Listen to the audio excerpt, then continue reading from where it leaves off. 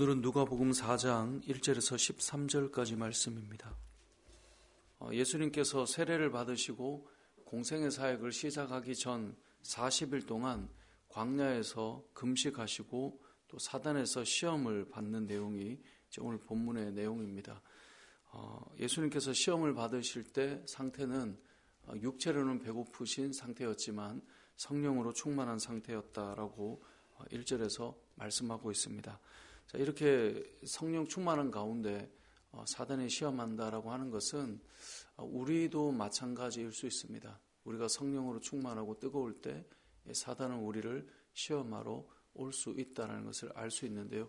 예수님께 시험했던 이 사단의 세 가지 시험이 무엇인지, 그리고 예수님께서는 어떻게 이 시험을 이기셨는지 우리가 그 부분을 좀 보려고 하는데요. 첫 번째 예수님을 시험했던 내용은 너가 만일 하나님의 아들이라면 이 돌들로 명령해서 떡을 만들어서 먹으라 라고 시험을 합니다. 예수님께서 많이 줄인 상태였기 때문에 많이 배가 고프셨을 테고, 그렇기 때문에 이제 먹을 것으로 시험하게 되었죠. 두 번째 시험은 천하만국을 보여주며 이 모든 것 위에 너에게 권위를 부여하고 영광스럽게 해주겠다 라고 사단이 시험을 합니다. 또 세 번째는 성전 꼭대기로 데려가서 너가 만일 하나님의 아들이라면 뛰어내려 봐라. 그렇다면 하나님께서 너를 위해 이 천사들을 보내서 받아줄 것이고 보호해 줄 것이다. 이렇게 세 가지 시험을 합니다. 이 모든 시험을 예수님께서 오늘 본문을 보면 이기셨다라고 되어 있는데 어떻게 이기셨느냐?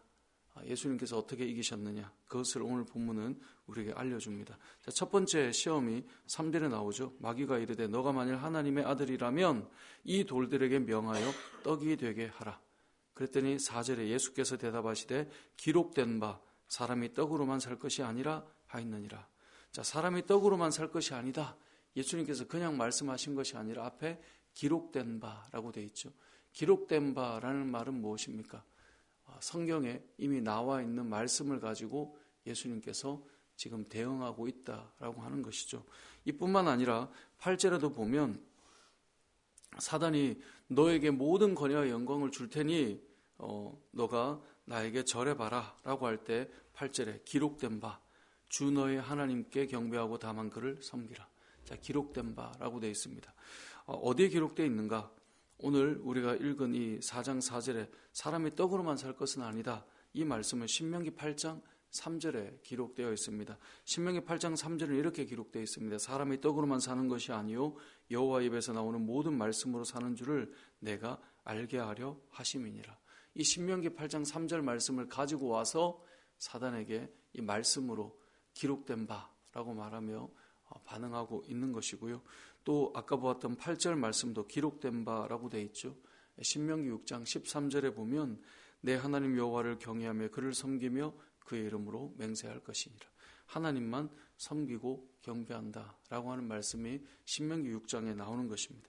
세 번째로 성전 꼭대기에서 뛰어내리라 라고 하는 것도 예수님께서 12절에 보면 주 너의 하나님을 시험하지 말라. 이것 역시 신명기 6장 16절에 너의 하나님을 주 너의 하나님을 시험하지 말라라고 하는 말씀을 가지고 와서 예수님께서 사단을 이기게 되는 것입니다. 결국 오늘 본문에 보면 예수님께서 어떻게 시험을 이겼는가? 기록된 말씀을 가지고 말씀으로 사단에게 대응하여서 이기셨다는 것을 보여주고 있습니다. 우리는 어떻게 시험을 이길까요? 우리 역시 나는 지금 성령 충만해. 아니면 우리가 어떤 주의를 감당할 때 우리 역시 사단은 끊임없이 우리를 넘어뜨리려고 할 겁니다. 우리도 예수님처럼 시험을 이기는 방법은 말씀으로 이기는 것입니다. 내 생각을 가지고 내 지혜를 가지고 내가 판단하는 나의 판단력을 가지고 이기는 것이 아니라 우리에게 시험이 찾아올 때 우리 역시 기록된 바, 다시 말해 요즘 우리의 표현으로 하자면 말씀으로 하나님께서 이렇게 말씀하셨다라고 하는 말씀으로 우리는 시험을 이기게 된다는 것을 우리는 기억해야 합니다. 사단이 우리를 흔들어 놓을 때 결국 우리는 하나님의 말씀으로 우리가 당하는 모든 시험들을 이길 수 있다는 것이고, 그렇기 때문에 우리가 매일 날마다 하나님 말씀 앞에 서는 이유는 이 말씀이 우리가 단지 말씀을 아는 지식을 채우는 것이 아니라 말씀으로 우리의 삶을 점검해보고 말씀으로 나를 다시 한번 돌아보고 말씀으로 나의 어떤 상황들을 해석하며 우리가 그 상황들을 이겨내게 된다라는 것입니다. 오늘 본문을 통해 또 한 가지 알 수 있는 것은 우리가 어제 예수님께서 세례를 받으신 이유를 말씀해 드린 것처럼 예수님께서 오늘 시험을 당하는 것처럼 우리도 똑같이 예수님과 같은 시험을 받게 될 거예요. 그러니까 지금 예수님께서는 3가지 종류의 시험을 받았는데 우리도 마찬가지라는 거예요. 3가지 시험 중에 첫 번째는 무엇입니까? 떡에 대한 문제예요. 떡에 대한 문제. 이건 지금 우리에게 적용해 본다면 먹고 사는 문제예요. 우리가 어떻게 먹고 살아갈 건가? 우리가 믿음으로 살아야 되지만 끊임없이 우리가 고민하는 부분이 있어요. 그게 뭐냐면 과연 내가 먹고 사는데 이렇게 믿음으로 살아갈 때 지장이 없을 것인가? 이런 고민들을 하게 된다는 거죠.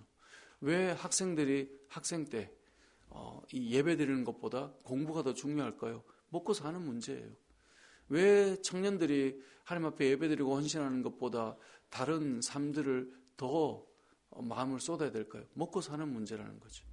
왜 작년이 되어서도 시간이 흘러서도 이 신앙의 여러 부분들을 온전히 세우지 못하는가? 이 먹고 사는 문제가 걸려 있는 거예요.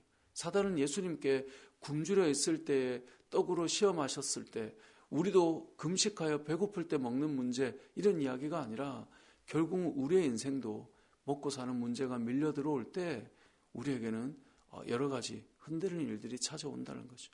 그때 주님이 하셨던 말씀을 기억해야 됩니다. 예수님께서 뭐라고 말씀하셨습니까? 사람이 떡으로만 사는 것이 아니라 하나님의 말씀으로 우리가 살게 된다. 하나님의 말씀으로 저와 여러분의 영이 살아나고 하나님의 말씀으로 우리는 충만해지고 하나님의 말씀으로 살아갈 길들을 얻게 된다는 것을 기억하라는 거예요. 우리에게 늘 두려움을 주는 이 세상의 떡의 문제로부터 우리는 하나님의 말씀으로 우리가 채워지는 것이 더 중요하다라고 하는 이 본질을 기억하고 살아야 된다는 것을 알려주는 것이죠.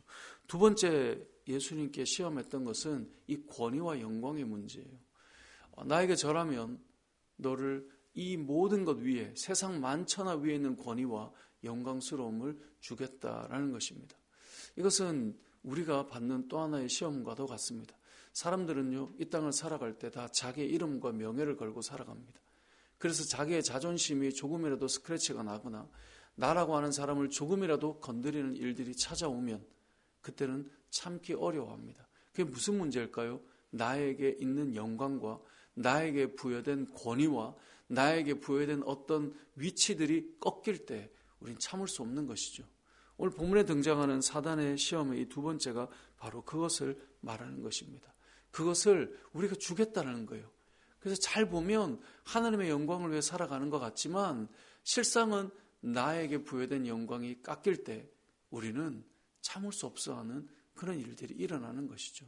그래서 이 두 번째 시험을 우리가 늘 겪으며 도전받으며 살아갑니다. 말은 하나님의 영광을 위해 살아가지만 하나님의 영광 옆에 나의 영광도 같이 있어야 되는 거예요. 하나님의 영광을 위해 살아갈 때 나도 그만한 권위와 영광이 부여되지 않으면 우리는 실족하게 되는 것이죠. 그래서 우리에게도 시험하는 것, 너에게 이런 권위를 줄게, 너에게 이런 영광을 줄게, 그것을 자꾸 얻고 싶은 거예요. 그것을 꺾어놓고 싶지가 않는 거예요. 그것이 우리가 평생 살아가면서 우리에게 찾아오는 그런 시험의 문제가 된다는 것을 오늘 본문 우리에게 알려주시는 거죠. 또 한 가지 우리에게 알려주는 이 세 번째 시험이 무엇입니까? 하나님을 테스트하는 거예요. 한번 뛰어내려 봐. 야, 하나님 믿는다며 너 이렇게 해봐. 그럼 그것은 믿음이 아니에요. 우리의 믿음은 우리가 뛰어내려야 될 상황에 뛰어내릴 때 우리를 건져주실 수도 있고 그리 아니하실지라도 가는 것이 믿음인데 어떤 삶에 있어서 내가 무언가를 설정해 놓고 그리 할 수 있으면 하나님이고 그리 하지 않으면 하나님이 아닌 것처럼 우리가 시험하고 테스트하는 일들이 일어나죠. 그것은 믿음이 아니라는 것입니다. 우리 잘 아는 것처럼 다니엘서를 보면 믿음의 사람들이 어떻게 사는지를 보여주잖아요. 풀무불에 던져질 때 하나님께서 우리를 구원하실 거라는 거예요. 하지만 그리 아니하실지라도 우리는 하나님을 믿는 그 믿음 앞에 서 있을 거라는 그것이 우리가 가는 길이지. 우리가 뭔가를 정해놓고 이렇게 하나님이면 하나님이고 이렇게 하지 않으면 하나님이 아니시고 이렇게 해주셔야 되는 것이고 우리가 하나님을 테스트하고 시험하는 것이 믿음이 아니라는 것이. 그런데 우리는 살면서 이런 것들을 정해놓을 때가 많아요. 이 정도 해주셔야 하나님 되는 거 아닙니까? 하나님 이렇게 해야 하나님이신 거 아닙니까?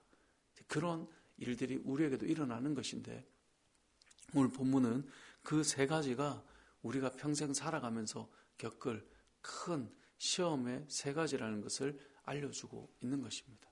이때도 역시 우리는 무엇으로 이긴다고요? 말씀으로 이기게 될 것이다 라고 하나님께서 우리에게 말씀하고 있습니다. 말씀을 정리해 보겠습니다. 예수님께서 공생의 사역을 시작하시기 전에 40일간 금식하는 동안 사단이 예수님을 시험하고 있습니다. 자, 이렇게 시험하는 동안 예수님께서는 예수님의 기질을 발휘해서 어떤 지혜를 가지고 이 시험을 이기는 것이 아니라 말씀으로 이기고 있다는 것. 신명기 6장과 8장 말씀을 가져와서 하나님께서 이렇게 말씀하지 않으셨느냐라고 사단을 이기고 있습니다. 우리 역시 마찬가지입니다. 저와 여러분은 저 사람 말 잘하네, 우리의 말로 이기는 것이 아니라 하나님의 말씀이 우리를 승리케 할 것인데, 우리도 이 세 가지의 시험에 늘 놓여 있을 수 있습니다. 먹고 살아가는 문제, 여러분의 이름에 흠집이나 여러분의 그 영광과 자랑스러운 것에 흠집이 날 때 내가 나의 영광을 위해 걷는가, 하나님의 영광을 위해 걷는가, 그것을 돌아볼 시간이 올 것이고, 또 한 가지는 우리가 정해놓은 것을 가지고 하나님을 테스트하고 시험하는 것이 아니라, 믿음은 우리가 하나님께서 우리가 시험하는 것이 아니라 맡겨진 삶을 잘 걸어가는 것인데요. 저와 여러분이 이러한 믿음의 도전을 받을 때마다 말씀으로 승리하면 좋겠는데요. 오늘 본문 마지막 13절은 이렇게 끝이 납니다. 마귀가 모든 시험을 다 한 후에 얼마 동안 떠나니라. 너무나 잘 아는 말씀이죠. 사단은 떠나갔는데요. 얼마 동안 떠난 거예요. 이 말은 뭐예요? 또 온다. 또 온다는 겁니다. 여러분, 신앙생활은 우리에게 믿음을 흔드는 일들이 찾아올 때 한 번 이겼다고 승리에 취해 있을 수는 없습니다. 어떤 사람은 그런 얘기를 합니다. 아이고, 그거 나 충분히 문제 안 돼. 그런 건 없습니다. 이전에는 충분히 이겼는데 그 다음에는 그걸로 무너지기도 하는 것이 우리의 인생입니다. 그래서 우리들 말씀과 기도로 성령 충만함으로 무장되어 있어야 되는데요. 저와 여러분이 작년까지 믿음으로 잘 싸워왔다면 올해도 기억해야 됩니다. 얼마 동안 떠나가 있지만 또 우리를 넘어뜨리려고 하는 일이 찾아올 때 우리는 동일하게 말씀으로, 믿음으로, 또 성령 충만함으로 승리하는 저와 여러분의 삶이 되시길 주님의 이름으로 축복합니다. 아멘.